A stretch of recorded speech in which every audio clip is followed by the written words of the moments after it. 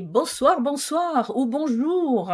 J'adore dire ça parce que évidemment, selon où l'on est sur la planète, on va dire bonjour si c'est en Polynésie ou en Nouvelle-Calédonie par exemple, et bonsoir si c'est en France. Bonsoir Shaina. Bonsoir de la France. Ah, il y a un petit oiseau qui chante. Alors Adeline nous dit aussi bonsoir. Adeline, bonsoir. Merci d'être déjà avec nous. Nous sommes déjà une vingtaine de connectés. Bravo d'être à l'heure déjà. Sandrine nous dit bonsoir également. Et bienvenue à tous ceux qui nous rejoignent, à ceux qui sont en direct maintenant et à celles et ceux aussi qui seront en replay. Ce soir, nous allons parler de la communication animale, évidemment, comme à chaque fois avec Shaina, mais nous allons parler de cette communication animale associée à la protection animale en fait. Et on va avant de commencer rappeler c'est quoi la communication animale version Shaina et Florent, parce qu'il y a plusieurs façons de communiquer. Je te laisse la parole, Shaina. Alors déjà, Florent va nous rejoindre, je l'espère, tout à l'heure. Il est en train justement de communiquer avec un animal. Et là, il est 20 h, il a démarré à 18 h, donc ça fait déjà 2 heures. Et justement, la communication animale, c'est quoi? C'est avant tout d'écouter ce que l'animal a besoin d'exprimer. Et comme l'exemple de Florent ce soir, il pensait avoir terminé, mais tant que l'animal n'a pas fini de s'exprimer, on continue de l'écouter. Ça veut dire qu'il a cette liberté, non pas de répondre uniquement à des questions, ce qui est évidemment possible à la fin d'une séance de communication animale, mais d'abord d'être entendu dans ce qu'il a besoin d'exprimer au plus profond de lui, là, tout de suite, maintenant. Une fois qu'il s'est exprimé, il y a des choses qui peuvent être, c'est pas qui peuvent être, qu'il a besoin qu'ils soient mises en place. En fait, on s'engage, nous, à écouter l'animal en profondeur, à traduire aux humains tout ce qu'il vient d'exprimer sans interpréter. Sans interpréter. J'ai bien dit sans interpréter. Ça fait répète encore. C'est important pour moi de le répéter parce que je sais à quel point on peut penser avec notre tête d'humain alors que l'animal vient d'exprimer quelque chose, et si on ne va pas dans la profondeur, ce ne sera pas exprimé aux humains comme l'animal souhaite que ça le soit. Je fais une phrase là. Oui, c'était clair.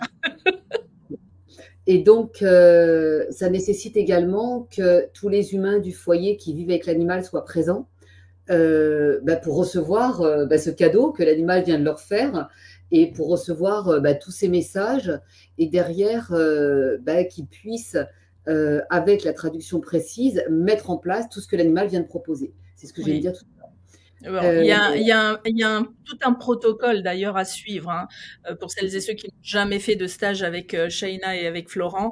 Sachez-le, c'est avant toute communication, il y a vraiment des choses à vérifier avec les humains de l'animal, et ensuite avec si les règles qui sont établies et données sont OK avec vous ou pas, parce qu'après on a chacun le choix bien sûr. Mais ça, c'est très, très important. Et alors là, tu parlais de la communication animale, et de ce fait, quand on parle de protection animale, on parle de quoi? Oui, je vais en reparler tout de suite, bien évidemment. Je voudrais juste revenir là-dessus par rapport à l'éthique. En fait, à chaque fois que moi je mets quelque chose en place, c'est parce que soit j'ai expérimenté les conséquences de ne pas l'avoir fait. Donc ça, c'était il y a très longtemps. C'est depuis très longtemps que je communique avec les animaux. Par exemple, s'il manque une des personnes dans le foyer, alors qu'elle est directement concernée, forcément, l'humain concerné n'ayant pas le message, il ne peut rien mettre en place, et c'est l'animal qui va être frustré, bien évidemment. Ou alors, la deuxième possibilité, c'est que donc, les animaux me disent, voilà à toi ce que tu peux aujourd'hui expliquer aux humains. Et c'est ce qui s'est passé par rapport à la protection animale. En fait, pour moi, la protection animale, on a 2 axes de discussion ce soir, et j'aimerais bien pouvoir en échanger avec les personnes qui sont sur leur écran. La première chose, c'est de constater qu'il y a des animaux domestiques, des animaux d'élevage et des animaux sauvages. Donc ça, c'est la première chose. Comment est-ce qu'on interagit avec les uns, avec les autres? par rapport à l'humanité, de ce qui s'est passé depuis la nuit des temps et de notre vision et de notre approche par rapport à eux. Et le deuxième axe, c'est les associations de protection animale. Donc là, leur action est évidemment super importante on ne peut pas faire sans eux de toute façon. Et savoir comment aborder les animaux quand on les récupère. On est le pays comme la France où il y a le plus d'abandon. Donc, c'est intéressant de le savoir, mais est-ce que l'abandon d'un animal doit être jugé ou est-ce que certains animaux décident de quitter le foyer pour certaines raisons? Question. Bonne question. Est-ce qu'on aura une réponse à ça ce soir ou pas? Eh ben, on peut en parler tout à l'heure. Oui, ce serait bien, oui. En fait, avant de parler de ça, je voulais vraiment aborder le sujet on a en France à peu près 77 millions d'animaux de compagnie qui vivent avec ce que j'appelle moi des humains de compagnie. Donc évidemment que vu le nombre, il se passe forcément plein de choses.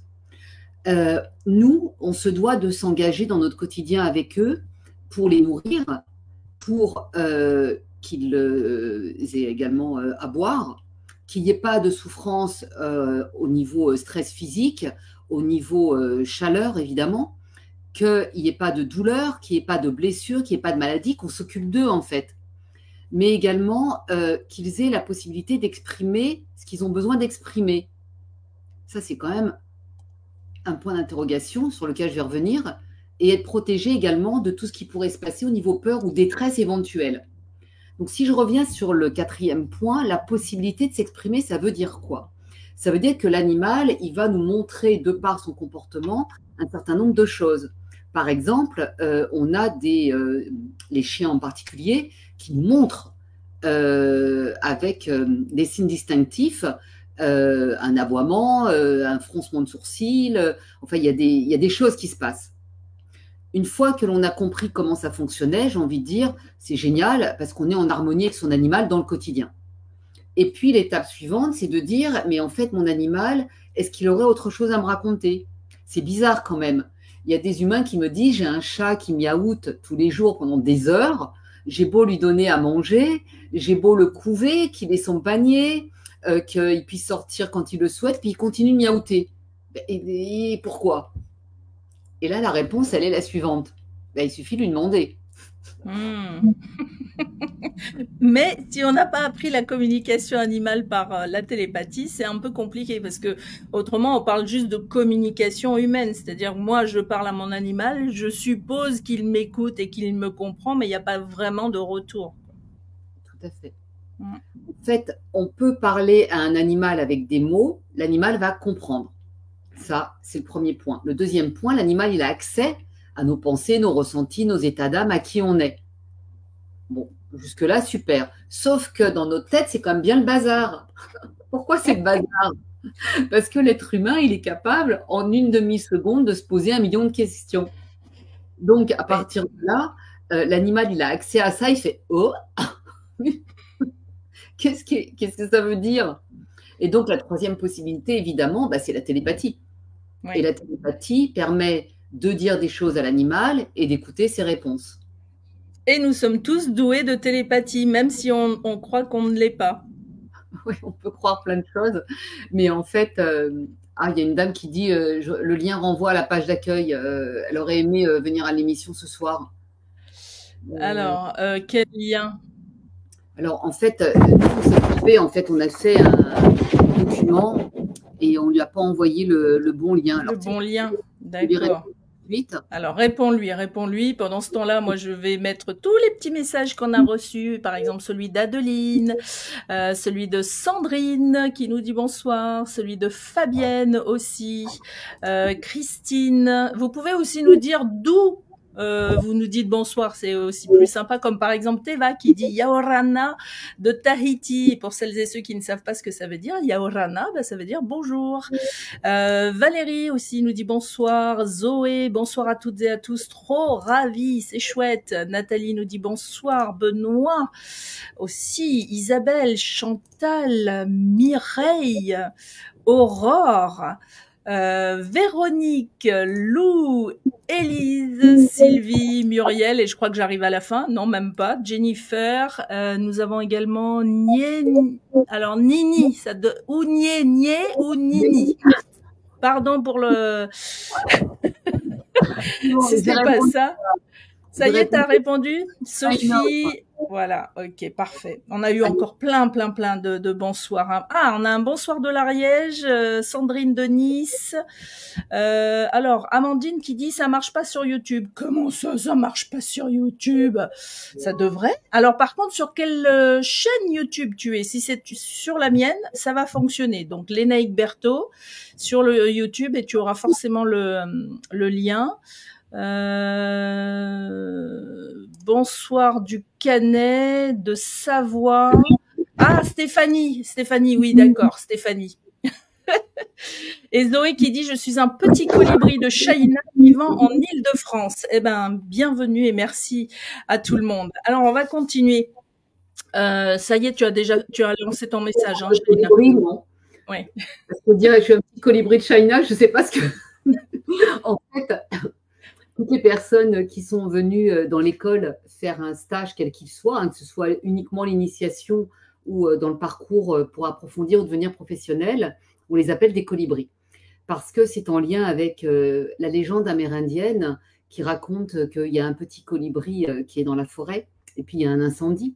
Et que le petit colibri, qu'est-ce qu'il fait? Il va au lac d'à côté, il va chercher des gouttes avec son long bec, hein, puisque le colibri a un très joli long bec, et puis il fait plein d'allers-retours comme ça. Et il y a un autre animal qui le regarde faire, qui est très agacé par ses allées-venues, et qui lui dit, mais petit colibri, tu crois quand même pas qu'à toi tout seul, tu vas pouvoir éteindre l'incendie? Et le petit colibri répond, bah oui, je le sais, mais je fais ma part. Et à travers cette légende, moi, qui m'a vraiment beaucoup parlé dès que la première fois que je l'ai entendue, si nous faisons tous notre part par rapport aux animaux, en les écoutant, en les protégeant, et on revient à notre sujet de ce soir, ça veut dire que petit à petit, il y aura de moins en moins de détresse animale. Et pour moi, la détresse animale par rapport à tout ce que je vis avec eux depuis si longtemps, pour qu'ils se sentent vraiment bien, il y a ce que l'on a évoqué tout à l'heure, évidemment, et on en était à échanger sur la façon de les écouter, la façon de savoir quels sont leurs vrais besoins et quels sont leurs… qu'est-ce qu'ils ont au fond d'eux, en fait. En fait, l'idée, c'est quoi? C'est d'arrêter de réfléchir pour eux tout le temps. Oui. Oui, parce qu'on fait les questions en tant qu'être humain, on fait les questions et les réponses. Mon chouchou, t'as envie de câlin, c'est ça. Et en fait, c'est peut-être pas ça du tout. On prend le chat comme ça et le chat, on vérifie avec les humains. Donc, finalement, c'est assez logique de dire, on vérifie avec l'animal. C'est clair. Et donc, par rapport à la protection animale, ce que je voulais dire tout à l'heure, c'est qu'il y a énormément également d'animaux d'élevage. Oui. Est-ce que l'on n'aurait pas tendance, nous, à surprotéger nos petits cœurs d'amour qui sont dans nos maisons, dans nos appartements, alors qu'il y a des millions d'animaux tous les jours qui sont torturés, maltraités et qui vont de façon inéluctable dans des abattoirs, dans des conditions qui sont inhumaines ou inanimales. Je ne sais pas quel mot employer. Les conditions de transport, c'est juste une catastrophe. Et quand ils arrivent dans les abattoirs, on est maintenant dans un monde industriel, ça va tellement vite, mais tellement vite, que certains… alors, je n'ai pas envie de raconter des détails, mais c'est vrai que L214 est une association qui est très présente dans cette démarche et de façon très juste explique de façon factuelle ce qui se passe. Ils ne sont pas là pour juger, ils sont là pour agir et dire ce qui se passe. Et je trouve que quand on parle de protection animale, c'est important de parler de ça aussi. Oui, mais alors justement, tu dis il y a les animaux domestiques, les animaux sauvages et les animaux d'élevage. Est-ce qu'avec les animaux d'élevage, on peut faire une communication? Oui, j'ai déjà fait cette démarche d'aller dans des fermes de vaches laitières, par exemple, à la demande des éleveurs, évidemment. Hein, je ne vais pas débarquer pour les embêter. Et à leur demande, ils ont pu mettre en place pas mal de choses qu'ils ont rentré dans un cahier des charges, hein, puisqu'il y a une démarche également financière, ce qui est normal, puisque ce sont des entreprises. On ne peut pas mettre ça de côté. Et l'idée, c'est d'intervenir dans ces fermes pour pouvoir apporter un soulagement forcément temporaire, mais faire quelque chose en fait. Oui. Et agir pour que ce soit plus doux. Je peux donner un exemple. Et quand tu fais ces communications, par exemple, un animal qui va terminer sa vie d'élevage à l'abattoir, est-ce que l'animal le sait? Alors, j'en ai discuté avec une éleveuse qui m'a expliqué que avant qu'elle fasse de la communication animale, les vaches, elle était obligée de leur mettre des coups de stick pour qu'ils montent dans le camion. Depuis qu'elle communique avec eux et qu'elle leur explique ce qui va se passer, elle n'a plus besoin de mettre des coups de stick et l'animal, de façon spontanée, monte dans le camion. Donc, ça interpelle. Ben oui, parce que c'est comme s'ils acceptaient finalement leur sort. C'est l'expérience qu'elle m'a racontée. Moi, je n'ai jamais été présente au pied du camion au moment où la vache s'en va à l'abattoir. Donc, je ne peux pas en parler, mais voilà son expérience et ce qu'elle m'a raconté. Bon, déjà, il faut avoir une ouverture d'esprit en tant qu'éleveur pour pouvoir mettre en place une communication dans le sens où j'ai envie d'apporter quelque chose de plus et un bien-être supplémentaire que ce que je peux déjà donner au quotidien à mes animaux, même si effectivement ce sont des animaux qui vont finir à l'abattage, quoi. C'est ça. Donc la question, c'est aujourd'hui, ça existe, mais si tous ensemble, on fait notre part de colibri et qu'on ne veut plus que ça existe, il y a quand même une solution. Oui. C'est d'arrêter de se nourrir d'animaux. Et là, on inverse complètement la tendance, forcément. Par exemple, y compris dans des régions où il y a ces fermes de vaches laitières, en France, qu'il y a des personnes qui ne savent pas que pour avoir du lait, la vache doit avoir un veau avant. Alors moi, de façon totalement naïve, il y a quelques années, quand je rencontre mon mari, je buvais énormément de lait. Je buvais plus de lait que d'eau. D'ailleurs, quand j'avais soif, j'allais boire un verre de lait plutôt qu'un verre d'eau. Et je rencontre mon mari et qui me dit, mais tu sais d'où vient le lait? Bah oui, ça vient des vaches. Oui, mais tu sais comment c'est fait et tout ça. Et en fait, je m'étais jamais posé la question. Ouais. Alors, je te remercie beaucoup, Lénaïque, parce qu'en fait, ce que tu viens de dire, ça résume tout. Je ne me suis jamais posé la question. Et en fait, tant qu'on ne se pose pas les questions, on ne peut pas avoir les réponses. C'est pour ça qu'à chaque fois que je le peux, j'en parle. Et pour moi, c'est le seul moyen de faire passer des messages, c'est d'en parler. C'est pas de hurler, c'est pas d'aller faire des manifestations, etc. C'est vraiment d'en parler, d'échanger, de dire ce qui existe. Donc aujourd'hui, agir en conscience par rapport aux animaux, ça passe évidemment par ce dont on me parlait tout à l'heure, par agir dans les refuges, aider les associations de protection animale, ne pas aller au cirque quand il y a des animaux, enfin, etc. Et aussi de moins manger de viande. Oui, bien sûr. En plus, la question, est-ce que c'est bon pour nous en tant qu'être humain de se nourrir d'animaux morts, quoi. Enfin, puis d'animaux qui ont souffert, parce que par exemple, en termes spirituels et énergétiques, on dit je suis ce que je mange. Donc si je mange des animaux qui ont été élevés d'une manière atroce et qui ont été abattus de la même manière, quelle énergie est dans cet aliment? Mais c'est pareil pour les légumes aussi, j'ai envie de dire. Mais voilà, c'est se poser effectivement la question. Et des fois, on a besoin de quelqu'un comme toi, comme mon mari, pour dire, mais dis donc, tu t'étais pas posé la question, ce serait bien. En fait, alors, oui. C'est vrai qu'on peut parler des légumes, etc. En tout cas, ce qui est certain, c'est que l'animal a une souffrance physique qui est gigantesque, mais la même que nous. Et alors, c'est vrai qu'en écrivant mon livre, je suis remontée aussi dans le temps par rapport à ce qui s'est passé dans l'humanité.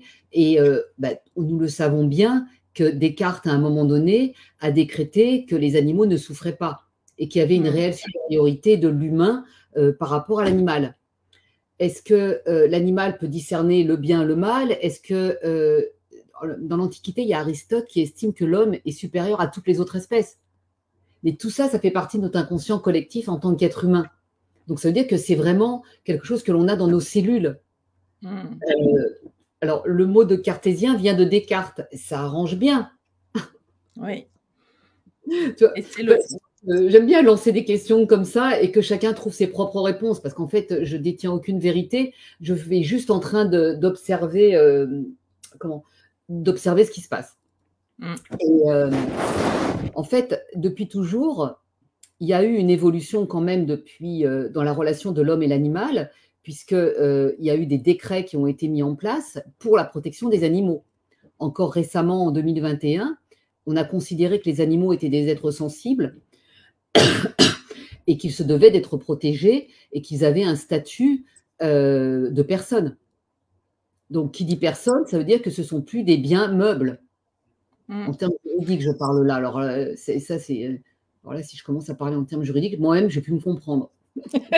Mais il y a quelque chose quand même qui est difficile parce qu'on en avait déjà parlé dans d'autres émissions, Shaina, c'est le fait, par exemple, que moi, en tant qu'être humain, je peux estimer qu'un animal est mal chez quelqu'un et que potentiellement, il faudrait enlever cet animal pour le protéger de cet humain qui le maltraite d'une manière ou d'une autre. Et en fait, tu avais dit que il faut toujours vérifier avec l'animal parce que nous, de notre œil d'être humain, effectivement, on peut voir cet animal qui souffre, mais tu dis aussi que les animaux choisissent les foyers dans lesquels ils vont. Oui, complètement. Et alors là, il y a une personne qui nous écoute qui s'appelle Sandrine. Elle a créé une association de protection animale et récemment, on a vécu une expérience ensemble. Et merci du fond du cœur encore pour tout ce que tu fais. En fait, Sandrine, ce jour-là, me contacte parce qu'elle fait venir des chiens, enfin là, en l'occurrence, c'était une portée de chiots de la Réunion, pour pouvoir qu'ils soient accueillis dans des familles en France et qu'ils soient correctement traités.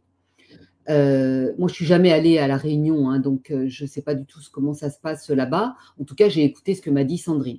Et dans la portée, il y avait plusieurs animaux. Et la difficulté, c'est qu'il y en avait 2 qui étaient malades. S'ils étaient malades, ils ne pouvaient pas quitter le territoire, donc il fallait vraiment intervenir puisque le vol avait lieu dans les heures qui suivaient. Et ce qui est formidable dans l'histoire, c'est que Sandrine, qui est dans la protection animale, n'a pas dit je les mets dans l'avion, je me débrouille pour qu'ils ne soient pas malades et je les emmène. Elle m'a demandé de faire une communication. Et il y a un des chiots qui est resté là-bas. Parce que lui, sa vie, elle n'était pas de partir en France. Elle était de rester là-bas. Alors, je me souviens plus exact de la communication, mais je me souviens qu'il parlait de racines. Alors, je n'ai pas eu la suite de l'histoire. Si Sandrine, je sais que tu es là, donc si tu as la suite de l'histoire, tu me répondras par téléphone. Oui. Et puis Sandrine, elle peut nous rejoindre dans l'émission. Alors moi, je la vois pas là dans les commentaires, mais si elle t'envoie un message en privé, tu peux lui renvoyer ton lien, Shaina, comme ça, elle peut aussi venir si elle souhaite. Génial. Et donc là, on est dans la démarche, j'ai envie de dire, idéale, en disant je demande à l'animal ce qu'il souhaite et puis je l'écoute, même si moi, ça me fait mal. Parce que Sandrine me disait, mais moi, ça me fait mal de le laisser là-bas, parce que je sais que ça va être beaucoup plus dur pour lui là-bas. Et elle a accepté. Et c'est ça aussi, communiquer avec les animaux. Enfin, c'est pas ça aussi, c'est ça tout court. Oui, et en fait, il n'y a pas d'âge de ce fait. Enfin, parce que quand tu dis que c'est un chiot, est-ce qu'on peut parler tout de suite à un animal, même quand il n'est pas encore adulte? Oui. Peu importe son âge, déjà quelques jours, quelques semaines, il peut exprimer des choses très profondes. Waouh. Et donc, pour en revenir à ta question, effectivement, j'ai fait des tests avec des animaux que l'on a extraits de familles parce qu'ils étaient maltraités, mais réellement maltraités. Oui. Et une fois extraits, ils sont arrivés dans un refuge, par exemple, et du refuge, ils ont tout fait pour se barrer. Et pour retourner dans la famille où ils étaient. Eh oui. Oui. Donc, c'est vrai que c'est... Et ça fait mal, en fait, d'entendre ça, parce que nous, en tant qu'êtres humains, on veut à tout prix le sauver. Oui. Parce que là, en faisant ça, c'est notre instinct de sauveur. Mais ce n'est pas l'instinct de « je protège l'animal », puisque lui, il veut terminer pourquoi il est venu dans cette famille. Donc, j'explique ça en mettant le mot « mission ». Alors, c'est la mission de l'animal. Pourquoi est-ce qu'il est là? Parce qu'ils ont tous, à chaque fois, des animaux de compagnie, une mission à réaliser dans la famille dans laquelle ils sont. Alors, mission n'a aucune connotation derrière, hein, religieuse ou autre. C'est le seul mot que j'ai trouvé pour pouvoir expliquer ça. Oui, et ça peut être, cette mission peut être aussi et tout simplement d'ouvrir l'esprit ou les esprits des membres de cette famille. Alors, ça peut être simplement ça, mais c'est quand même assez rare que l'animal soit là pour tout le monde. Par contre, il va aimer tout le monde de la même manière. En termes d'amour, il n'y a pas de question avec les animaux, ils nous aiment d'une façon, mais sans aucune condition.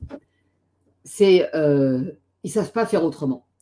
Et après, ils aiment tout le monde, ils vont câliner tout le monde, mais ils ont quelque chose à réaliser avec l'une des personnes du foyer. Et ce n'est pas toujours celui qu'on croit.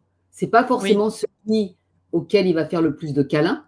Ce n'est pas forcément celui qui a été le chercher. Ça dépend en fait de eux. Oui. Et de ce qu'eux souhaitent faire. Alors, j'ai une question, c'est quels sont les signes qu'un animal a envie de communiquer avec nous? Tout à l'heure, tu donnais l'exemple de ce chat qui arrêtait pas de miauler, mais c'est pas forcément ça. Est-ce qu'il y a d'autres signes? Par exemple, un chien qui n'arrête pas d'aboyer, ben, visiblement, il a envie de s'exprimer. Mais est-ce qu'il y aurait d'autres signes que ça? En fait, ça me fait rire parce que c'est pas la peine de se baser sur ce qu'ils vont nous montrer. Parce que quand ils en arrivent à aboyer ou à miaouter, ça veut dire que vraiment, ils commencent à développer quelque chose, disant écoute-moi, écoute-moi. Sauf que tous les animaux ont besoin d'être écoutés. Tous les animaux, sans exception. Mais sans exception. Imagine-toi que depuis que tu es au monde, que tu sois au monde depuis quelques semaines, quelques mois, quelques années, peu importe, personne ne t'a jamais écouté. Et à chaque fois que tu essayes de dire quelque chose, on te dit va te coucher. Au panier. Tu vas manger. Ou alors, tu sais, on ouvre la fenêtre et le chat, bah ok, j'y vais. Hein. Ouais, c'est ça. Non, le chat, il attend que tu la refermes et après, il te demande de la réouvrir quand lui, il a décidé. Oui, non, c'est vrai, c'est vrai. Ouais. Vraiment, la communiquer tout court, c'est vraiment un échange de bon sens. Et alors, quand je dis communiquer, c'est pas que communiquer, c'est vraiment s'écouter. Et l'avantage de la télépathie, c'est qu'on ne peut pas se couper la parole. Comme on n'a pas de mental, nous les êtres humains, quand on communique par télépathie, ben, ça veut dire qu'on ne peut pas avoir d'autres pensées qui viennent. Et s'il y en a, en fait, j'apprends des techniques aux personnes pour apprivoiser leur mental. Dès le stage d'initiation, on passe du temps là-dessus pour petit à petit apprivoiser ce mental qui a tendance à faire des incursions un peu comment? Un peu trop humaine. J'ai une autre question par rapport à la protection animale et la communication, notamment quand il s'agit d'espèces en danger. Donc là, on parle plutôt des animaux sauvages. Qu'est-ce qu'on peut faire justement dans ce cadre-là? En fait, c'est une question que je me suis posée et alors ça n'a pas forcément plu ma réponse parce que j'ai demandé aux animaux. Et eux, ils m'ont dit, on s'adapte. On s'adapte à l'environnement, on s'adapte à ce qui se passe. Il y a des êtres humains aujourd'hui qui disparaissent tous les jours pour plein de raisons. Et nous, on va disparaître pour certaines espèces également. Et puis, il y en a d'autres qui vont arriver. En fait, depuis la nuit des temps, on s'adapte. D'accord. Donc, on a une communication animale à un animal sauvage pour lui dire bon tu fais partie d'une espèce en voie d'extinction, qu'est-ce que je peux faire pour toi? C'est pas forcément la question à poser à cet animal. En tout cas, est-ce que quand on lui en parle, il dit autre chose? En fait, ta question, elle est intéressante parce que je vais pas poser une question à un animal si moi-même je peux rien faire. Et les besoins de l'animal, il va pas aborder ça. L'animal, il va toujours aborder des choses qui sont bonnes pour lui, pour l'humain et pour l'humanité. Enfin, quand je dis l'humanité, c'est d'une façon globale. Hein. Dans l'humanité, je mets la nature, les animaux, le vivant en général. Et que l'animal soit sauvage ou de compagnie, à chaque fois, il va avoir des choses personnelles à dire à celui qui communique avec lui. Alors la question, elle est, on a un animal qui est en voie d'extinction. Est-ce que c'est OK pour qu'il ne soit plus en voie d'extinction de le mettre dans un zoo et de l'enfermer pour qu'il puisse se reproduire et qu'après, il puisse plus avoir une vie dans la nature? Est-ce que tu leur as déjà posé ces questions-là? Oui, là, c'est caricatural ce que je raconte. Oui. Parce qu'aujourd'hui, il existe également des sanctuaires.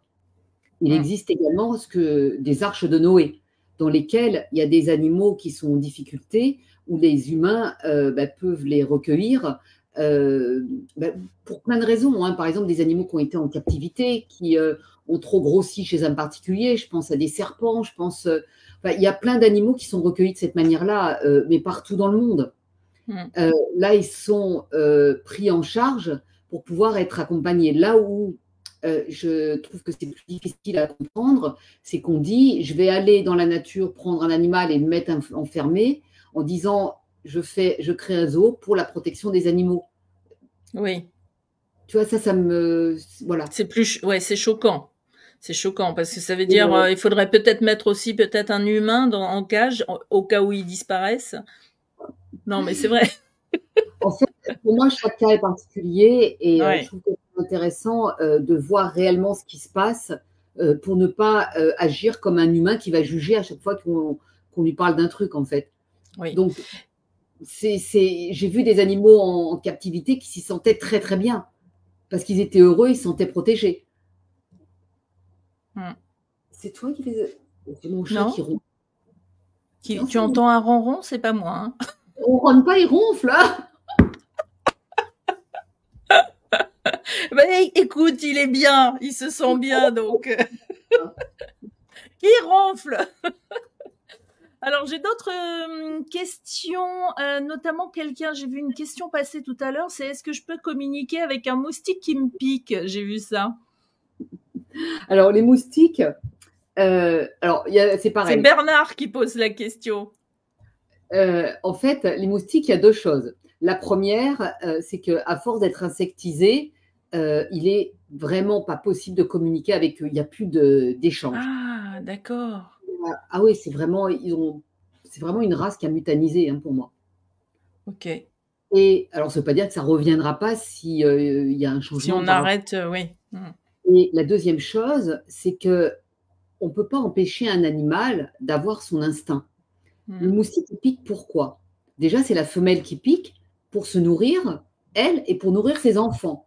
Moi, j'aimerais bien qu'on m'explique à moi, en tant que maman, que mon enfant va mourir de faim et que je ne vais pas le nourrir. Ah, c'est horrible parce que je vais culpabiliser de tuer un moustique. Non, mais je le savais, ça, que c'était que les femelles qui piquaient et qu'effectivement, c'était pour nourrir leurs larves. Mais effectivement, on peut pas non plus se laisser piquer, connaissant toutes les maladies que les moustiques peuvent... Là, les animaux nous proposent toujours un autre fonctionnement en disant, passe en mode solution. Quelle est la solution? Et là, les solutions, il y en a. Il y en a, par exemple, il y a des bougies à la citronnelle, il y a des choses naturelles. Il y a des pchits naturels pour se mettre sur le corps, sur les habits. Il y a peut-être un autre moyen, en fait, pour ne pas les tuer systématiquement. Alors après, je sais qu'il peut y avoir des réactions vives par rapport aux moustiques. L'idée, c'est toujours de réagir avec le plus de discernement possible, quel que soit l'environnement, quoi. Bon, moi, j'ai trouvé un truc pour les mouches et les araignées chez moi, c'est que je prends un verre avec un sous-verre et j'attrape et la mouche et l'araignée. Je leur dis, bon, vous n'êtes pas invités à la maison, je vous remets dehors. Et au moins, je les écrase pas, quoi. Mais bon, quand j'étais à Tahiti, on a des cafards, j'allais faire comme ça pour dire qu'ils étaient vraiment énormes et qui volent. Donc là, moi, je t'assure que quand il y en a un qui vole dans les cheveux, t'as pas envie d'être gentil avec, tu vois. C'est où tu le bombardes d'une bombe quelconque, ou tu te sauves, parce que c'est comme ça, quoi. Mais ça dépend après des endroits où on est. Les cafards dans les cuisines, on pourrait faire une communication avec eux. Ou est-ce que c'est comme les moustiques, ils ont été tellement empoisonnés qu'ils ont muté eux aussi? J'ai aucune expérience avec les cafards dans une cuisine. J'ai pas de cafards ici. Alors moi, j'ai travaillé en restauration, c'est pour ça que je pose la question, mais j'en ai pas non plus à la maison. Mais c'est vrai que des fois, dans les cuisines de restaurants, ça peut être infesté de cafards. Par contre, par exemple, si j'ai des fourmis, je vais leur demander pourquoi vous êtes là. Et à le moment où on leur demande pourquoi ils sont là, on peut trouver une solution ensemble en leur expliquant que là, la maison, c'est chez moi et qu'ils ont l'extérieur. C'est ce que je dis à mes araignées. Je dis, tant que je vous vois pas, ça va, mais si vous commencez à mettre des toiles d'araignée partout, ça va pas aller. Donc, je vais vous mettre dehors. D'accord. Bon, ben, bien compris par rapport à ça. Bernard, on a répondu à ta question, donc maintenant tu sais ce que tu peux faire. Il y a Axel qui nous dit Florent a une expérience avec les punaises de lit. Oui, je n'osais pas en parler, Axel.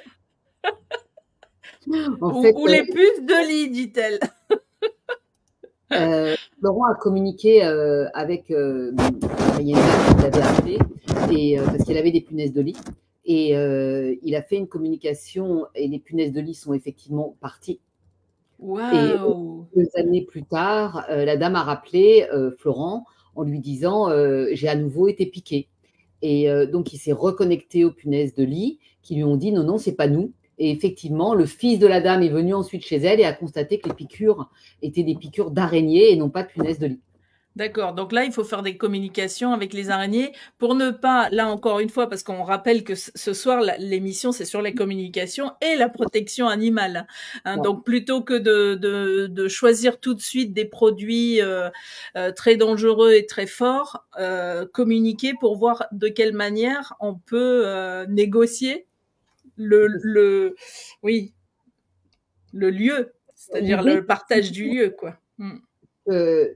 Enfin, vraiment, s'il y a bien un enseignement que je peux retenir des animaux, c'est celui-là, c'est de dire qu'est-ce qu'on peut faire avant d'eux. Oui. Quelle est la solution que l'on peut envisager avant d'aller dans l'extrême. Mais alors, bon, là, on parle des insectes, mais c'est vraiment un enseignement pour tout le temps. Oui. Quelle est la solution? Et en fait, je me suis aperçue qu'en utilisant ce fonctionnement des animaux, il y a toujours des solutions. Et il y a toujours plusieurs solutions. J'ai une question qui est celle-ci. Est-ce que les animaux se parlent entre eux et comment ils peuvent se comprendre s'ils ne sont pas, si c'est un chat et un chien ou une poule et... En fait, les animaux communiquent entre eux par télépathie. Donc la télépathie, c'est quoi? C'est de la transmission de pensée. Et les animaux, eux, ils n'ont pas besoin de faire quoi que ce soit puisqu'ils ont des ondes cérébrales dans leur cerveau qui sont les mêmes, quelles que soient les espèces, c'est-à-dire qu'ils ont un cerveau qui émet des ondes entre 7 à 13 Hertz. Nous, les êtres humains, on a un cerveau qui émet des ondes, ça va de 0,5 à 100 Hertz. Donc quand on communique avec les animaux, on doit se mettre entre 7 à 13 Hertz pour être sur la même onde que les animaux. Ça correspond chez nous à un état de relaxation légère. Et les enfants sont dans cet état, ils sortent de cet état à partir de 7 ou 8 ans, je crois, mais naturellement, les enfants sont dans cet état. Alors, j'en sais rien. J'en sais rien du tout. Par contre, ce que je sais, mais de ce que j'ai lu, hein, et non pas de ce que j'ai expérimenté, c'est que les enfants auraient le mental qui arrive à partir de 7 ans. Et sincèrement, je ne crois pas parce que j'ai eu des enfants plus jeunes, même en stage, et des questions, ils s'en posent. Ouais. Donc, le mental, c'est quand même le fait de s'alimenter en question. Et je me suis aperçue que les enfants de plus en plus jeunes ont énormément de questions. Donc, ça voudrait dire quoi alors? C'est que... Donc, ils mentalisent. Oui. Dès lors que l'on a une réflexion, c'est qu'on mentalise. Les animaux ne réfléchissent pas de la même manière parce qu'ils n'ont pas de mental. Donc, pour eux, les choses sont simples. Alors que nous, ça va être oui, mais, non, mais, peut-être que. Et... Alors, en même temps, c'est aussi un outil extraordinaire que l'on a à travers notre mental parce que c'est lui qui nous permet aussi de créer un ordinateur, de fabriquer des choses et puis d'avoir une réflexion sur comment on est en train de le faire ce soir. Oui, c'est ça. On le sait. De toute façon, tout ce qui existe autour de nous a commencé ici, dans notre cerveau. Tout à l'heure, en début d'émission, tu avais parlé de ces animaux que l'on abandonne beaucoup trop en France. Et on n'a pas répondu, tu n'as pas répondu à cette question la question qu'on doit se poser, c'est est-ce que c'est l'animal finalement qui a créé cette situation parce qu'il avait envie d'aller voir ailleurs, il avait envie d'autre chose, ou quelles sont les questions à se poser dans ce cas-là, parce que encore une fois, on garde de vue qu'on parle protection animale et communication animale ce soir. Oui. En fait, il y a deux choses. Il y a les animaux abandonnés et il y a les animaux perdus. Donc, dans les animaux abandonnés, c'est une démarche humaine qui abandonne un animal parce qu'il a grandi, parce qu'ils n'en veulent plus, parce qu'il change de maison et que c'est plus possible, etc. Donc là, à partir du moment où l'animal, lui, n'a pas échangé avec les humains pour savoir si c'était OK pour lui, il y a une souffrance qui est terrible. Alors, pour l'animal, bien sûr, mais je pense aussi pour les humains, parce qu'on n'abandonne pas un animal par plaisir, il y a certainement autre chose derrière. En tout cas, je crois vraiment sincèrement avec mon cœur, et puis je crois que je l'espère comme ça. Oui. Après, il y a les animaux perdus. Et les animaux perdus, ben, ça peut être suite à un accident.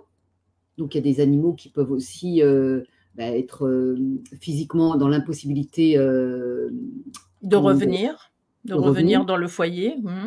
Sont accidentés. Ça peut être également des animaux qui sont partis de leur propre chef.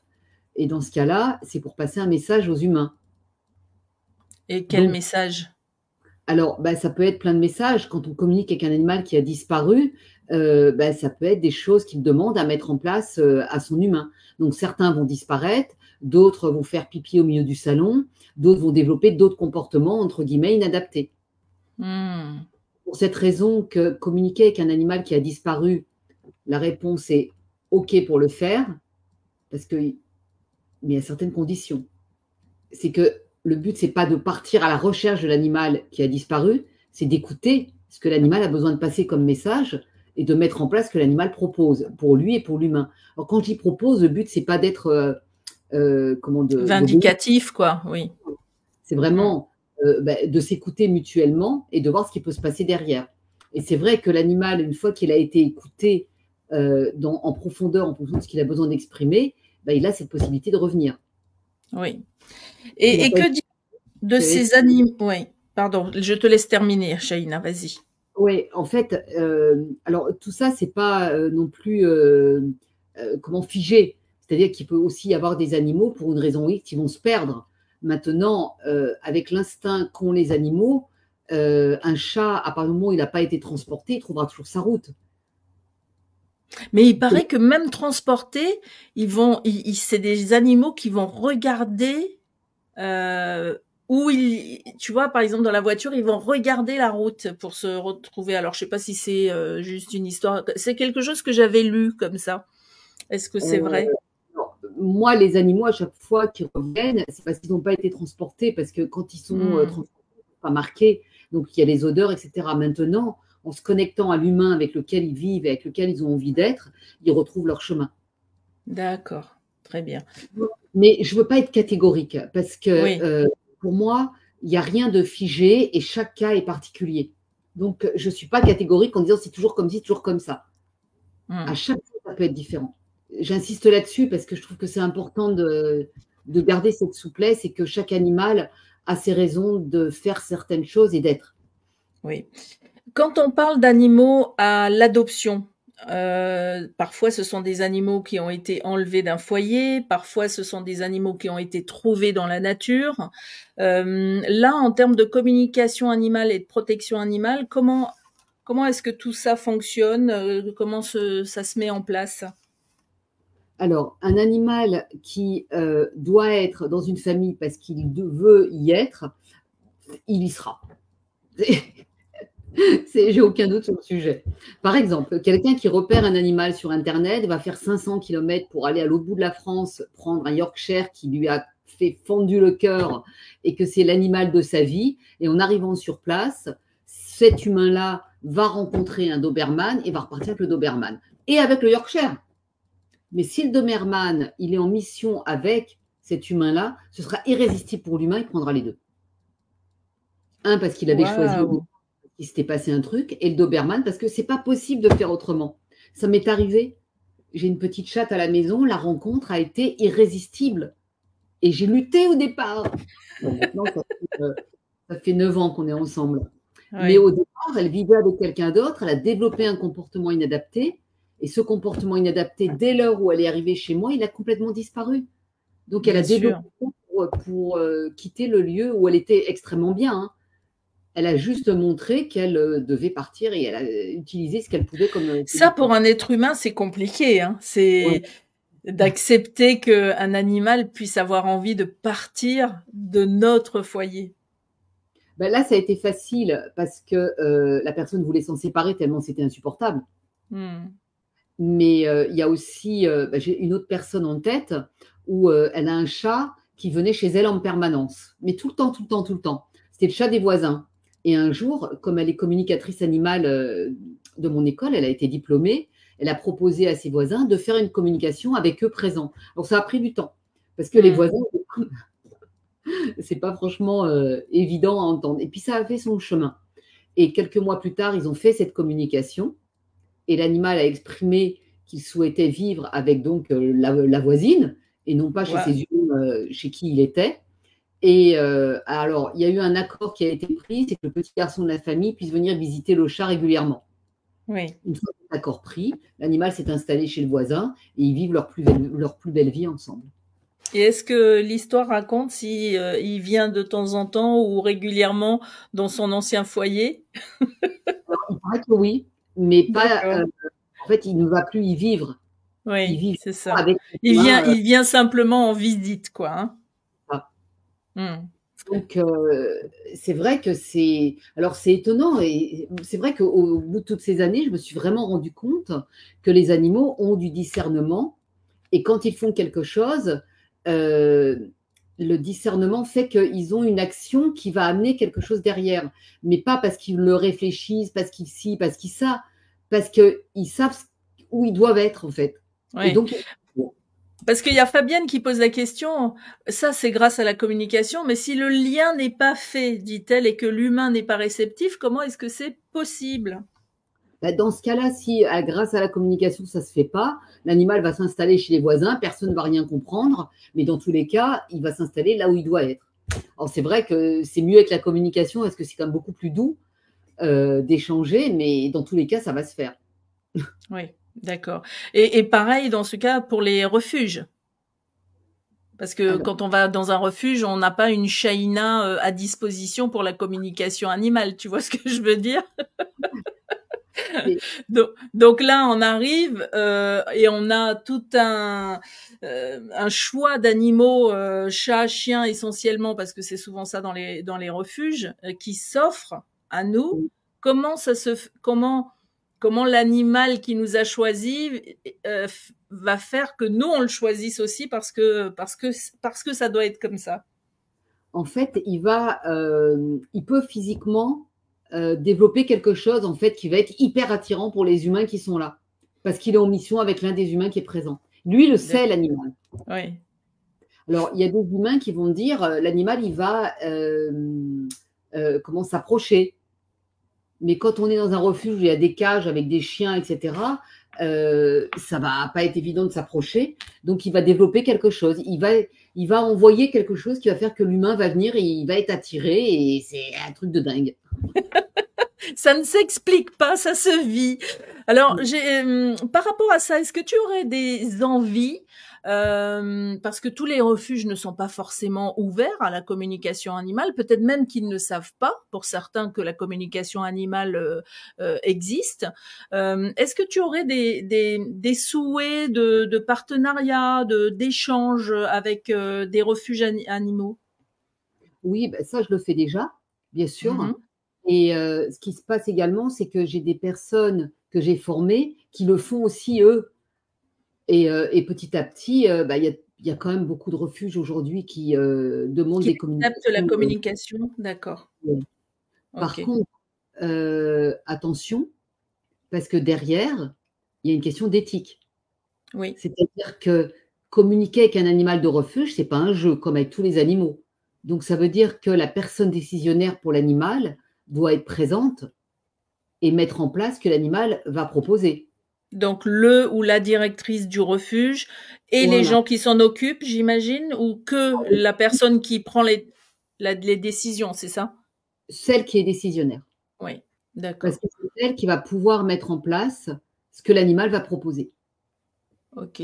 Donc ça pourrait être la même chose pour les, vétérinaires qui parfois accueillent, des animaux. Ah oui, c'est C'est pareil, bien sûr. Ouais, donc si l'humain, enfin un animal recueilli, on l'a pas trouvé l'humain par exemple, là dans ce cas-là, la personne décisionnaire est le vétérinaire, c'est ça? C'est ça. D'accord. Oui. Alors, il y a Amandine qui pose une question. Je ne sais pas si ça a un rapport avec la protection animale, mais est-ce possible de répondre à pourquoi mon chat a été d'accord d'être caressé par mes enfants à partir de leurs 10 ans? Ils ont 18 mois de différence. Donc, ça veut dire, si je comprends la question, que avant leurs 10 ans, ils ne voulaient pas être caressés, Amandine? C'est ça? Alors, si tu peux Ouais. nous compléter ta question, Amandine. Alors, bah, dans tous les cas, la réponse, elle est, dans tous les cas, hein, que bah, Oui, la c'est ré ce faut qu'elle. demander au chat, mais à ce chat-là, Hmm. forcément une raison. Bon, Amandine, il faut faire une communication. Ouais, là, il y a pas d'autre possibilité parce qu'on peut pas sinon on va être dans l'interprétation dont on parlait, au début. Oui, c'est ça. Mmh. Et ce qu'il y a de bien justement, et on peut le rappeler, alors le chat, oui, le chat partait, elle dit, à chaque fois qu'ils essayaient de le caresser.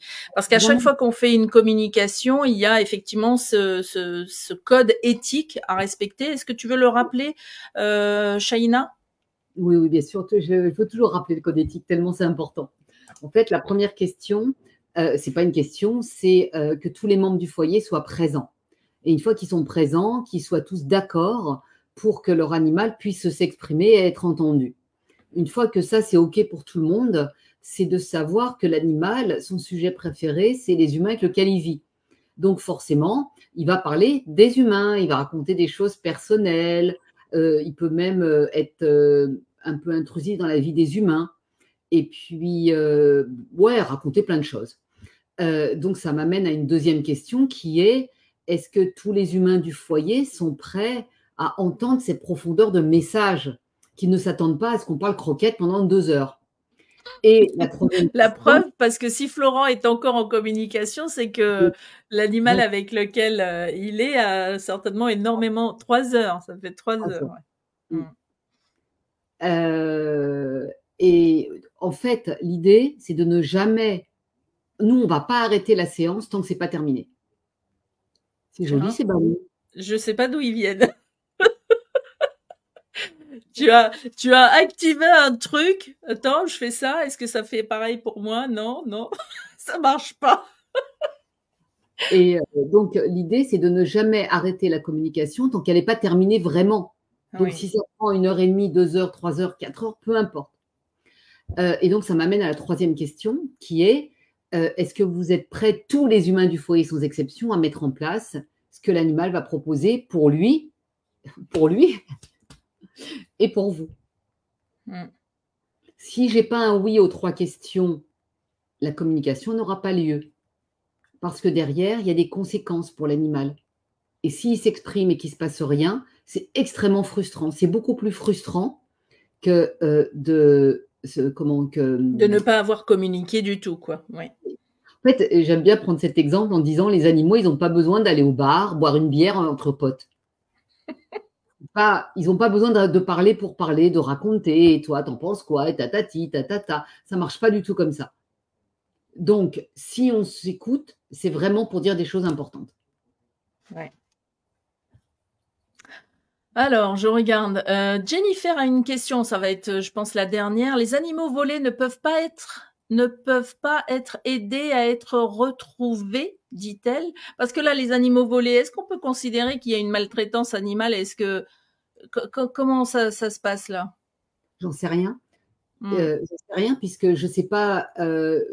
alors Jennifer, je ne sais pas si vous parlez de l'un de vos animaux. Comment vous savez qu'il a été volé? Et alors par contre, il est possible de l'écouter, mais une fois de plus, pas dans le but de le retrouver, mais d'écouter ce qu'il a besoin d'exprimer. Et à partir de là, de voir ce qu'il est possible de faire ou pas.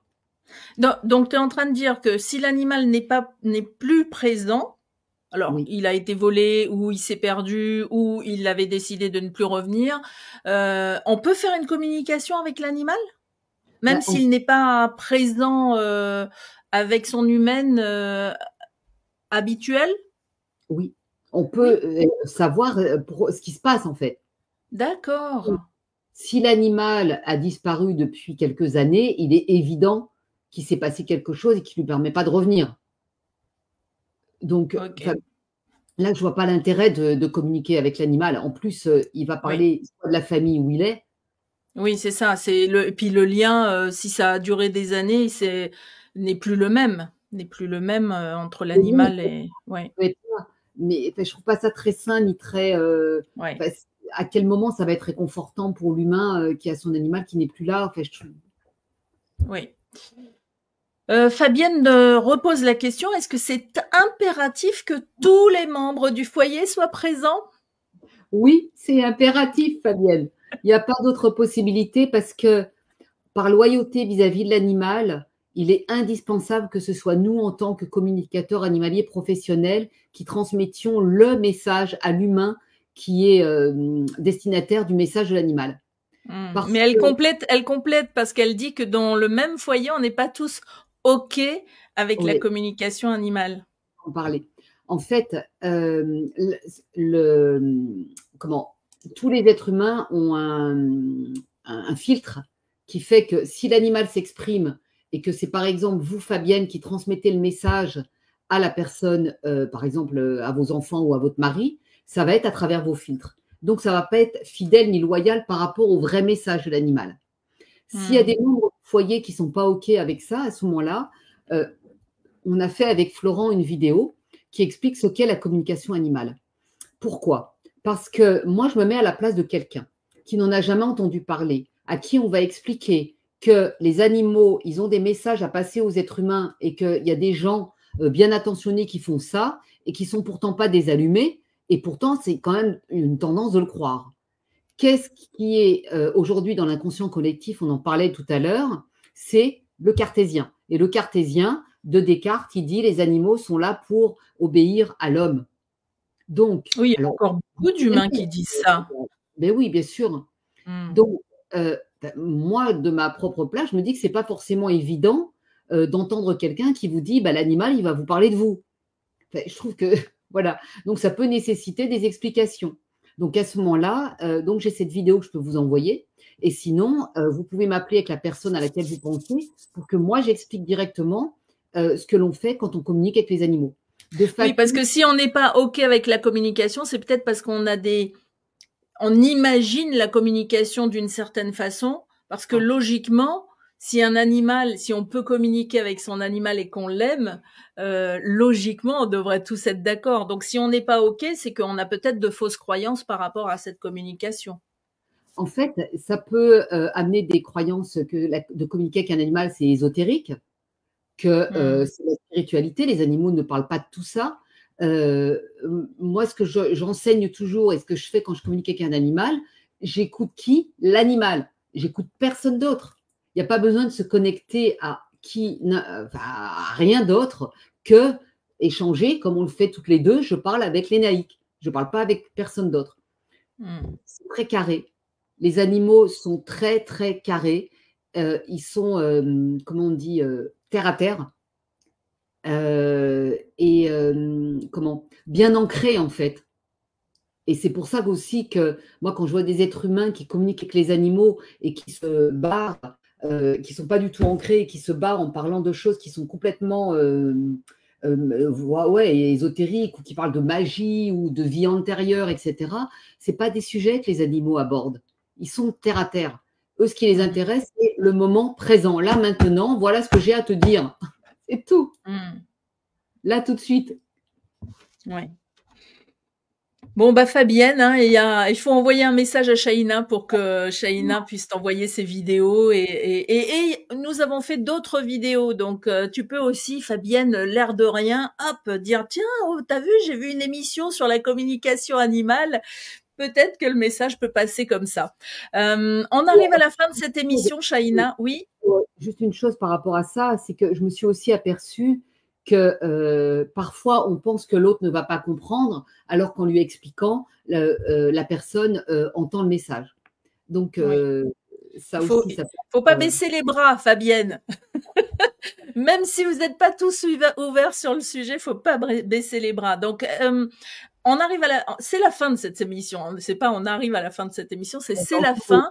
Est-ce que tu veux terminer par un message particulier par rapport à la communication et la protection animale qui était notre sujet ce soir? Ouais, c'est vraiment d'avoir que de vouloir protéger les animaux, ça passe d'abord par soi. Et en évitant d'avoir certains comportements, il y a une protection de l'animal d'une façon évidente. Par exemple, d'éviter d'aller voir des spectacles d'animaux. Également, par rapport à tout ce que l'on peut porter sur soi, par rapport à l'alimentation, on en a parlé tout à l'heure, je ne vais pas revenir dessus. On peut également soutenir des associations de protection animale. On peut au quotidien faire tellement de choses auxquelles là, je ne pense pas tout de suite.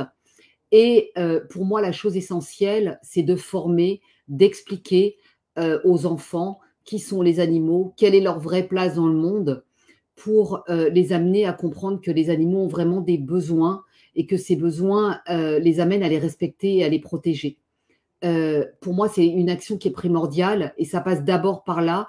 Et c'est ce qui permet également de lutter contre la maltraitance, les abandons, et pour lui permettre à l'enfant également de comprendre pour agir différemment. Et puis, je pense que quand on explique et qu'on transmet aux enfants, ça nous permet à nous de réfléchir différemment aussi. Et puis imaginez les adultes qu'ils seront demain tellement ouverts. Oui. Zoé nous dit un message très très sympa. Où est-ce que je l'ai vu? Elle dit ouah, vivement mon stage, je crois. Ah non, c'est ça. C'est un grand merci pour cette vidéo enrichissante et tellement vraie et ces échanges. Et c'est Alexia qui dit c'est tellement intéressant. J'ai encore plus hâte de faire l'initiation. Et on va terminer justement avec cette information parce que si vous avez envie d'apprendre à communiquer, évidemment, si vous n'avez pas envie d'apprendre et que vous préférez appeler Shaina ou des élèves de Shaina qui ont été formés, bien sûr, c'est OK. Mais si vous avez envie d'apprendre vous-même, sachez que Shaina fait des stages d'initiation. Ça dure 3 jours. Le prochain, c'est pour quand, Shaina? C'est Toulouse la semaine prochaine, le week-end prochain. Il y a encore de la place? Non, il est complet. Et après, voilà. Donc, on n'en parle pas et on parle duquel où il y a encore de la place? Début décembre à Sainte-Maxime, je crois qu'il reste 2-3 places. Et après, Annecy, au mois de décembre aussi. Et après, on passe en 2024. OK. Et tu n'en fais pas en visio? En visio, attends, je suis en train de regarder le calendrier en même temps. En visio, c'est au mois de mars. Oui, En c'est ça. visio au mois de mars. Voilà. Donc, vous avez un petit peu le calendrier des prochains stages d'initiation à la communication animale. Bien sûr, si vous voulez plus d'infos, dans le descriptif de cette vidéo, vous allez trouver tous les contacts pour joindre Shaina et pour avoir ses dates de formation. Merci Shaina. Tu feras des gros bisous à Florent, qui est encore en communication. N'hésitez pas à m'appeler parce que c'est important l'échange aussi verbal entre êtres humains. Moi, j'aime bien échanger avec vous, discuter, expliquer. Ça me tient vraiment, vraiment, vraiment à cœur. Voilà, et je t'embrasse et à très vite pour une prochaine émission. Et autrement, pour celles et ceux qui étaient là pour la première fois, sachez qu'il y a déjà des émissions, plein d'émissions avec Shaina. Vous allez sur sa page et vous allez dans les vidéos, vous allez voir les liens. Et comme ça, si il y a encore des questions qui sont en train de tourner là dans votre esprit, peut-être que vous trouverez déjà les réponses comme ça. Autrement, vous la contactez directement. Merci Shaina, à bientôt. À bientôt.